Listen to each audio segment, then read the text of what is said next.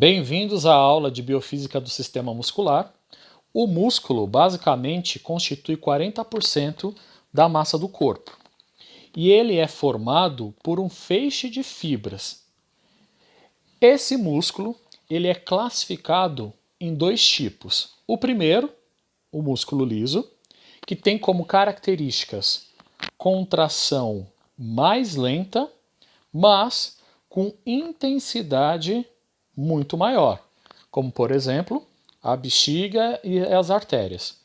O outro tipo de músculo é o estriado, que tem contração mais rápida, mas essa intensidade de contração ela é menor.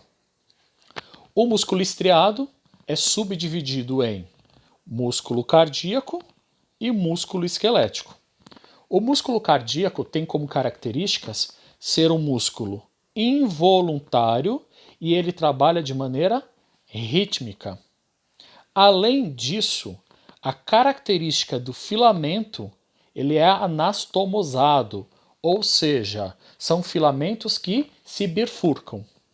Já o músculo esquelético, que constitui 90% dos músculos estriados, são filamentos dispostos de maneira paralela.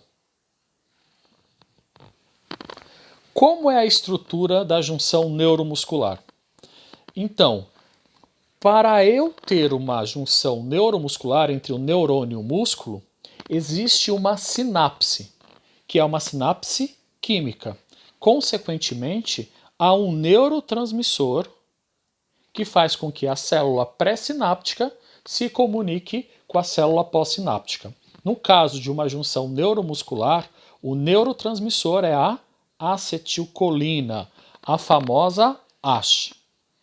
Além disso, o músculo ele possui microfilamentos, tanto de actina quanto de miosina, que vão auxiliar tanto na contração como no relaxamento desse músculo. Como que é a estrutura muscular esquelética? Basicamente, a fibra muscular ela está disposta, ou seja, ela está localizada de maneira paralela. E essa fibra ela é dividida em sarcômeros, que são unidades que se repetem ao longo da fibra muscular. Essa fibra possui um sarcolema, que faz o papel da membrana plasmática. Também existe o sarcoplasma, ou seja, o citoplasma dessa fibra muscular. E outra estrutura presente são os túbulos transversais, que também são chamados de túbulos T. São eles os responsáveis para a propagação da despolarização que faz com que todo o músculo seja despolarizado. É claro que esses túbulos ele conecta várias regiões da fibra muscular. E nesses túbulos T estão conectados as cisternas do retículo sarcoplasmático, que tem como característica armazenar cálcio, para que haja a contração do músculo. Observando todas essas estruturas anatômicas neste slide, então nós vemos o retículo sarcoplasmático, onde armazena o cálcio para a contração do músculo, os túbulos T, que vão fazer as conexões entre as várias regiões da fibra muscular, causando uma onda de despolarização. Temos o sarcolema, que faz o papel da membrana da fibra muscular. Temos o sarcômero, que são as unidades que se repetem ao longo da fibra.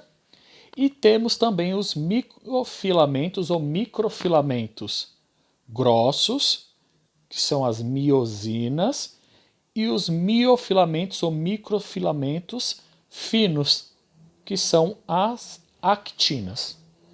Como esses miofilamentos estão dispostos? Basicamente, elas são divididas em linhas e bandas. Então, como vocês podem observar nessa figura, a delimitação entre um sarcômero e outro é definido pela linha Z. Na parte mais central, que é essa aqui, nós definimos como zona H.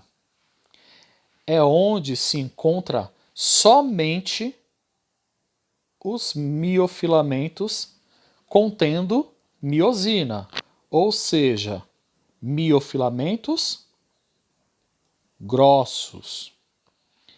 Afastando, pegando a banda A, ela vai conter tanto a actina quanto miosina, ou seja, há miofilamentos finos e grossos. Afastando um pouquinho mais, a banda I basicamente vai conter miofilamentos finos, ou seja, há somente actina nesta região. Lembrando que a actina ela vai ter um composto associado, que são a troponina e a tropomiosina, que são proteínas que se encontram juntamente com a proteína de actina. Fazendo um zoom nesses miofilamentos, observamos que o miofilamento grosso, que é composto por miosina, tem a seguinte característica. Ela é formado basicamente por um taco em que a cabeça, ou seja, a cabeça do taco é a cabeça da miosina e ela sempre vai estar disposta apontando para fora da fibra, enquanto o corpo está conectado de maneira paralela com outros filamentos grossos. Já a actina, que tem característica globular, nela ela está disposta de maneira helicoidal, ou seja, espiral, e nela se encontram duas proteínas reguladoras, que são tropomiosina e as troponinas. Então eu tenho uma tropomiosina, 3 troponinas para cada parte do miofilamento de actina, que é um miofilamento fino. Qual é o papel, então, das diferentes proteínas? Então nós temos proteínas contráteis, ou seja, proteínas que vão realizar a contração do músculo, que são a actina do miofilamento fino e a miosina do miofilamento grosso. Só que eu vou ter que ter um segundo momento, que é o que faz parte as proteínas reguladoras, ou seja, o momento que o músculo vai ter a relaxação. Ele vai relaxar. Então, eu tenho como proteínas a troponina, que é subdividida em C, T e I. A C, ela vai se ligar fortemente aos íons de cálcio. A troponina T, ela tem grande afinidade com a tropomiosina, ou seja, ela está ligada à tropomiosina, e a troponina I, ela cobre o sítio ativo de actina, ou seja, é nessa região que a cabeça da miosina vai se ligar ao sítio ativo da actina para que haja a contração do músculo. E a segunda proteína é a tropomiosina. Além de tudo isso, existe o ATP, ou seja, eu preciso de energia para que o meu músculo se contraia. Então, o papel do ATP no músculo esquelético é se ligar à cabeça da miosina. E quando se liga à cabeça da miosina, esse ATP vai sofrer uma hidrólise, ou seja, ele vai se quebrar em ADP mais P. Quebrando esse ATP, eu vou ter energia para que a cabeça da miosina se ligue ao sítio ativo da actina. É claro que eu tenho que ter esse sítio ativo da actina liberado.